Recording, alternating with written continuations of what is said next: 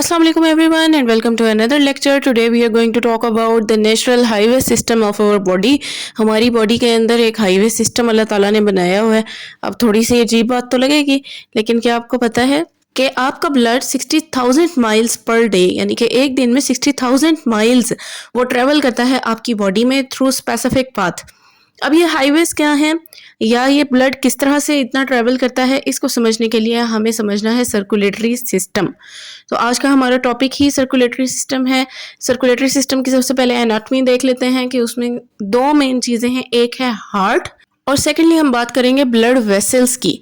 Heart की अगर हम बात करें तो हार्ट हमारा एक मस्कुलर पंपिंग ऑर्गन है. ब्लड पूरी बॉडी से हार्ट के अंदर आता है और हार्ट से ही वो पूरी बॉडी में फिर आगे सर्कुलेट करता है. ये ब्लड बॉडी से होके हार्ट में ही वापस क्यों आता है या हार्ट से फिर दोबारा बॉडी में क्यों जाता है, इसको समझने के लिए अब हम इसकी फिजियोलॉजी की तरफ चलेंगे कि किस तरह से ये पूरा सर्कुलेटरी सिस्टम वर्क करता है. और ये याद रखें कि हर सिस्टम ब्रेन से लिंक्ड है, सारे मैसेजेस ब्रेन से आ रहे होते हैं.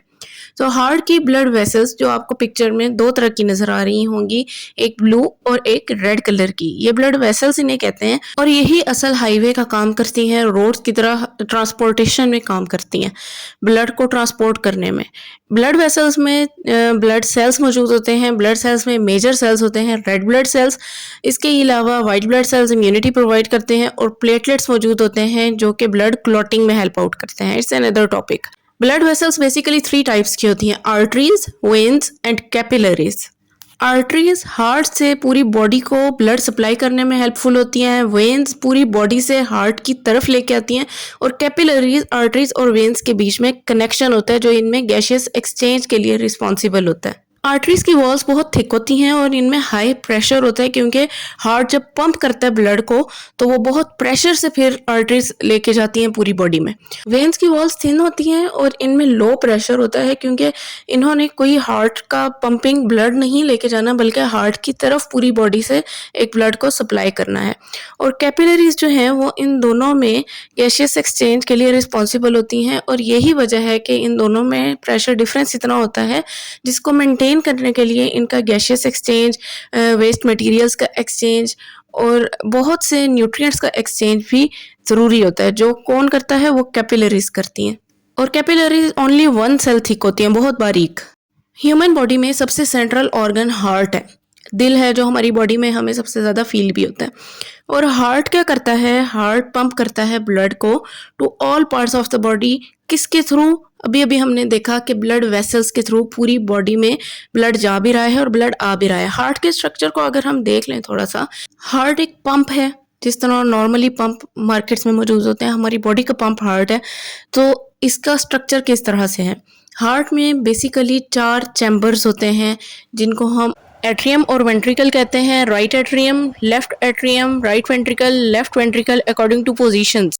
आपको पिक्चर में 2 मेन पाइप लाइक स्ट्रक्चर्स नजर आ रहे होंगे ब्लू कलर में, superior vena cava and inferior vena cava. Superior vena cava upper body यानी कि हेड वाली साइड से ब्लड लेके हार्ट की तरफ आता है और इंफीरियर वेना केवा जो है ये लोअर बॉडी से सारा ब्लड टुवर्ड्स हार्ट ये रिसीव करवाती हैं. अब आप देखें तो आपको पल्मोनरी का वर्ड नज़र आ रहा होगा. Pulmonary is related to lungs. Pulmonary artery है तो चूंकि आर्टरीज ने हार्ट से ब्लड लेके जाना है तो वो लंग्स की तरफ लेके जा रही हैं और पल्मोनरी वेन है तो वो लंग्स से हार्ट की तरफ लेके आ रही हैं. क्यों ये आने जाने का प्रोसेस चल रहा है ये हम फिजियोलॉजी में आगे स्टडी करते हैं. इसके अलावा आप समझ लें कि कुछ रास्ते मौजूद हैं एट्रियम और वेंट्रिकल के बीच में जिन्हें हम वॉल्व्स कहते हैं, ट्राइकस्पिड वॉल्व और बाइकस्पिड या मिट्रल वॉल्व. ये वॉल्व्स बिल्कुल गेट की तरह होती हैं, जब रिक्वायरमेंट होती है तो ये गेट्स ओपन हो जाते हैं और इस तरह से ब्लड मिक्स भी नहीं होता, ब्लड का फ्लो भी एक साइड पे चलता रहता है प्रॉपर और ब्लड ट्रांसपोर्ट भी हो जाता है. यहाँ मैंने पार्ट्स ऑफ हार्ट के फंक्शंस को पोस्ट भी कर दिया है, ये आप रीड कर लीजिएगा याद करने के लिए. अब हम चलते हैं फिजियोलॉजी की तरफ कि ये सर्कुलेटरी सिस्टम कैसे वर्क करता है. तो हार्ट और ब्लड वेसल्स का हमने थॉरोली देखा है कि हार्ट और ब्लड वेसल्स ने मिल के करना है, ये सारा सिस्टम चलाना है जैसे भी चलाना है. तो हार्ट बेसिकली क्या करता है, वो पंप करता है ब्लड को ठीक है। हार्ट पंप करता है और ब्लड को स्पेसिफिक ऑर्गन्स में भेज देता है, रिसीव भी करता है, भेजता भी है। लंग्स इस सारी स्टोरी में क्या रोल प्ले करेंगे वो भी हम देखेंगे। पहले आप ये याद कर लें कि डीऑक्सीजनेटेड ब्लड और ऑक्सीजनेटेड ब्लड क्या है। ऑक्सीजनेटेड ब्लड मतलब साफ ब्लड जिसमें ऑक्सीजन की कंसंट्रेशन पूरी है।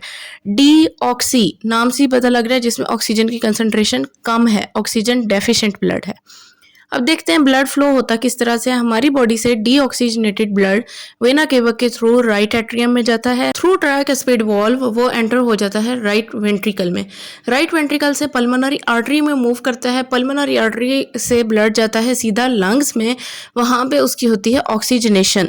ठीक है, वो सारा प्रोसेस हमने रेस्पिरेटरी सिस्टम में पढ़ा था कि एल्वियोलाई में और ब्लड वेसल्स का जो गैसियस एक्सचेंज था वो सारा प्रोसेस होता है, ऑक्सीजनेशन होती है, साफ सुथरा ऑक्सीजनेटेड ब्लड पल्मोनरी वेन्स के थ्रू हार्ट में वापस आ जाता है। सबसे पहले लेफ्ट एट्रियम से लेफ्ट वेंट्रिकल में थ्रू मिट्रल या फिर बाइकस्पिड वॉल्व, और लेफ्ट वेंट्रिकल से हार्ट की सबसे बड़ी आर्टरी में एओर्टा में ब्लड चला जाता है। समझें कि वो एक बहुत बड़ी टैंकी है जिसमें एओर्टिक वॉल्व के थ्रू सारा ब्लड चला जाता है एंड देन थ्रू एओर्टा वो पूरी बॉडी में सप्लाई हो जाता है।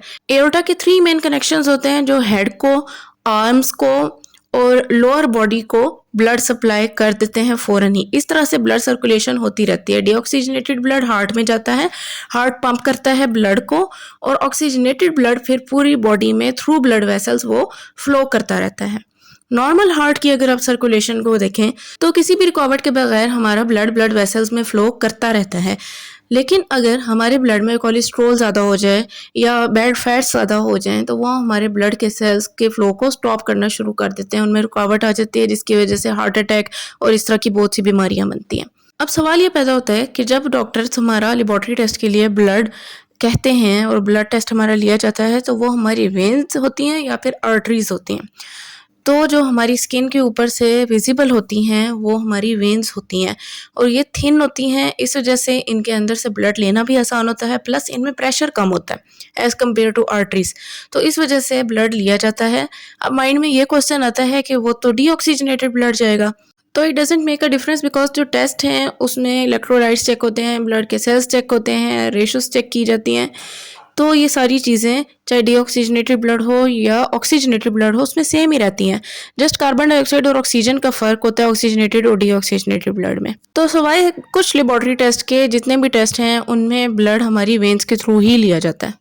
सर्कुलेशन ऑफ ब्लड को अगर आप एक सर्कल की तरह याद करें तो आपको आसानी से याद हो जाएगा। इसका एक फ़्लो चार्ट बना लें। गौर से स्ट्रक्चर ऑफ हार्ट को देखें तो आपको खुद ब खुद ही ये फ़्लो याद हो जाएगा। आप राइट साइड से स्टार्ट करें, pulmonary veins, then right atrium, then through tricuspid valve into right ventricle. अब राइट वेंट्रिकल से ही देखें कि पल्मोनरी आर्टरी निकल रही है, तो पल्मोनरी आर्टरी के थ्रू वो लंग्स में जाएगा, then after oxygenation pulmonary veins के थ्रू वो लेफ्ट एट्रियम में आ जाएगा, लेफ्ट एट्रियम से वो लेफ्ट वेंट्रिकल में जाएगा, लेफ्ट वेंट्रिकल से आगे ऊपर देखें तो एओर्टा की ओपनिंग हो रही है, देन एओर्टा के थ्रू पूरी बॉडी में ब्लड सर्कुलेट करता है। इसी तरह ये सर्कुलेटरी सिस्टम हमारा चलता रहता है। आई होप आपको समझ आ गया होगा, बल्कि याद भी हो गया होगा। लाइक कर दें वीडियो को, कमेंट में ज़रूर बताएं कि समझ आया या नहीं आया या कोई और टॉपिक आपने समझना है। Don't forget to subscribe the channel. Till next lecture, अल्लाह हाफिज़।